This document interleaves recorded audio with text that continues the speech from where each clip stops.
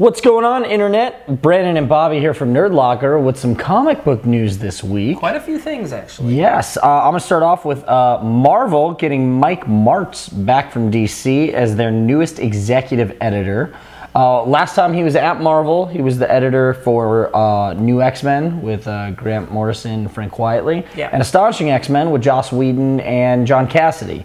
Those were amazing books. He's also done numerous X titles throughout the year. So yeah, but the last few years he's actually been working at DC, editing over the Batman titles. So that's a very intricate world to try and connect together. So I'm excited to see where he takes these books, in particular at Marvel again. Yeah, I'm psyched to see him back because those are really good X-Men books.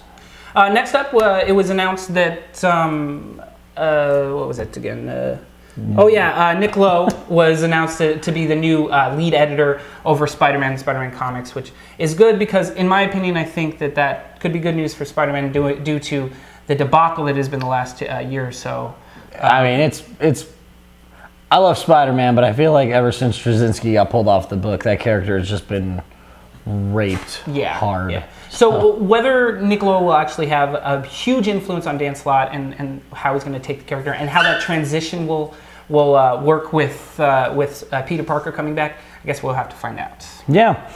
In other news, Chris Ryle and Sam Keith are going to be doing a Mars Attacks miniseries called Firstborn, which I guess follows the story of a newborn alien that is with a group of survivors. Yeah, left on Earth with a group of survivors that have taken it under their wing, and we're going to try and figure out if nurture nature is going to take over, whether it's going to be a good alien or if it could just be some plot from the aliens. I totally feel like everyone's going to die at the end of it. Yeah, well, probably. It might be like this heartwarming book where they go through all this stuff and save it, and it grows up and then just kills them all anyway. Yeah. Next up, also, Dark Horse announced that all of their digital titles they're giving to charity. For the Children's Cancer Association, which is awesome news. Yeah. Along with it, they're giving 4 iPads, Apple iPads, so that they can read those. Yeah, that's awesome. That's really cool. And really cool. I mean, they're following some other digital providers' suit. I mean, this is great. But that's good. This is what people should be doing. Exactly. I mean, putting comics in more kids' hands is just great news all around. So. Absolutely. And the biggest comic news this week. Also, in my opinion, almost too depressing. It's like I said.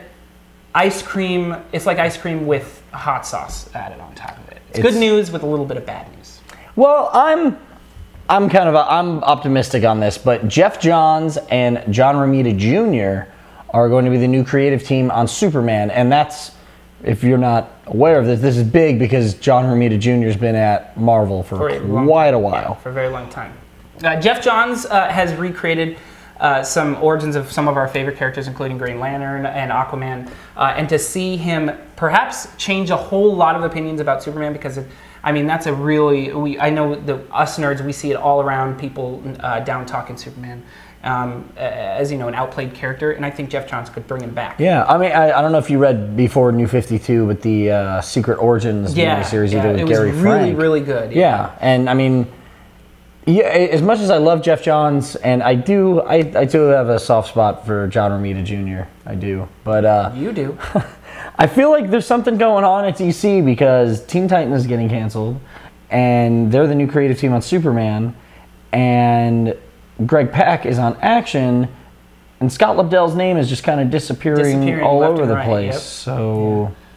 I don't know. I mean, I do take this as good news though, because more work. And I mean, it's Jeff Johns on another title. I just hope this isn't like a 12-issue run, and then even so, as you said, with Secret Origin, what he does with the small amounts of books is fantastic. Yeah, I'll go back and read Secret Origin a million times because of how good it is. It is. But I think we're all looking for something ongoing, not a short story. So. But yeah, that is our comic news this week. Let us know your thoughts and comments on it in the comments below.